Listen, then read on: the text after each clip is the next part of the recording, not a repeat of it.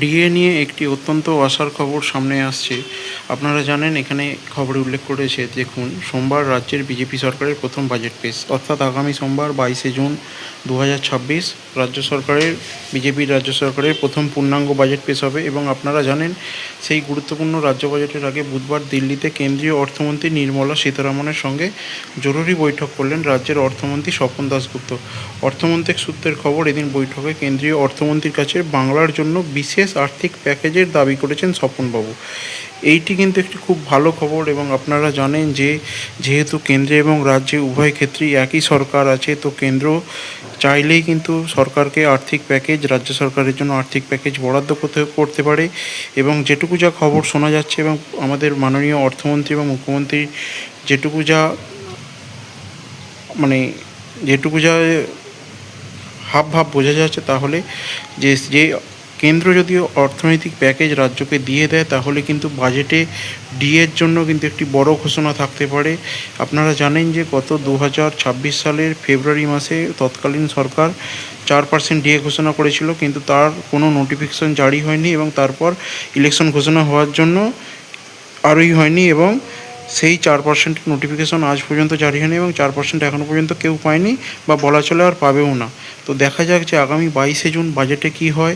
এর আগে আপনারা জানেন, 1 জুন আমাদের সংগ্রামী যৌথ মঞ্চ সহ 4টে পার্টির সঙ্গে কিন্তু চারটে কমিটির সঙ্গে কিন্তু মুখ্যমন্ত্রী বৈঠক হয়েছে বকেয়া ডিএ নিয়ে, পে কমিশন নিয়ে, এবং গঠনমূলক আলোচনা হয়েছে। এবং আলোচনা শেষে কিন্তু ওনারা বলেছেন যে ওনারা আলোচনায় সন্তুষ্ট। এবং সেদিন কিন্তু মুখ্যমন্ত্রী বলেছিলেন যে 22 তারিখের বাজেটের জন্য আপনারা সাসপেন্স বজায় রাখুন। সেদিন কিন্তু একটি ডিএ নিয়ে অত্যন্ত সুখবর পাবেন। সেটি নিয়েই কিন্তু আমরা রাজ্য সরকারি কর্মচারীরা এবং যে গ্র্যান্টেড কর্মচারীরা, যেমন ধরুন প্রাথমিক শিক্ষক, হাই স্কুল শিক্ষক, কলেজ টিচার, পৌরসভা পঞ্চায়েতের কর্মীরা, এরা কিন্তু যথেষ্টই আশাবাদী।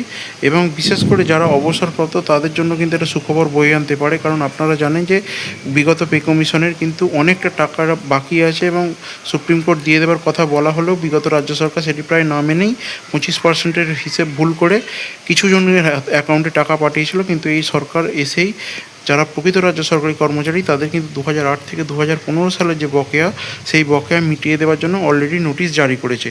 তো আমরা আশা করছি যে রাজ্য সরকারি কর্মচারীদের মিটিয়ে দেওয়ার পর হয়তো যারা গ্র্যান্টেড কর্মচারী, তাদের অবসরপ্রাপ্তদের বকেয়াও মিটিয়ে দেওয়ার নোটিশ জারি হবে। এরপরে দেখে নেব, বলেছে এদিন বর্তমানকে সেই ব্যাপারে সুস্পষ্ট ইঙ্গিতও দিয়েছেন রাজ্যের অর্থমন্ত্রী। বুধবার একান্তে স্বপনবাবুর কাছে এ ব্যাপারে জানতে চাওয়া হলে তিনি জানিয়েছেন, রাজ্যের সবকটি সমস্যা নিয়ে নির্মলা সীতারামনের সঙ্গে আমার আলোচনা হয়েছে। রাজ্যের বিজেপি সরকারের প্রথম বাজেটে তিনিই আমাদের ভরসা।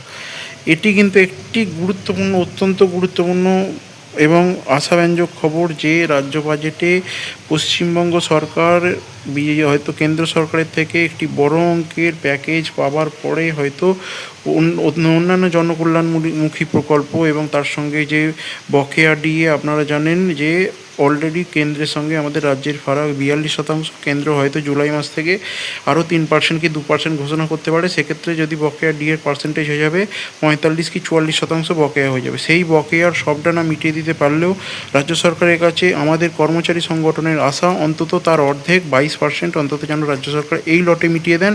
এবং আমাদের মাননীয় মুখ্যমন্ত্রী অলরেডি প্রতিশ্রুতি দিয়েছেন যে 2027 সালের 1 জানুয়ারি থেকে পে কমিশন লাগু হবে, সপ্তম পে কমিশন, এবং তার আগে সমস্ত বকেয়া ডিএটি কেন্দ্রের সঙ্গে যেটি রাজ্যের ফারাক আছে সেটি তিনি মিটিয়ে দেবেন।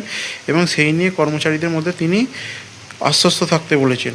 তো এই ব্যাপারে আমরা সত্যিই আশাবাদী। সমস্ত চোখ কিন্তু 22 তারিখে ডিএর ওপর। 22 তারিখে বাজেটে ডিএ কতটা ঘোষণা হয়, সেটা কি কর্মচারীদের পক্ষে সন্তোষজনক নাকি অসন্তোষজনক, সেটা 22 তারিখের পরই বোঝা যাবে। তো চলুন, ভিডিওটি শেষ করলাম। ভিডিওটি যদি ভালো লাগে থাকে বা এই ধরনের আপডেট পেতে চ্যানেলটি অবশ্যই সাবস্ক্রাইব করবেন। ধন্যবাদ।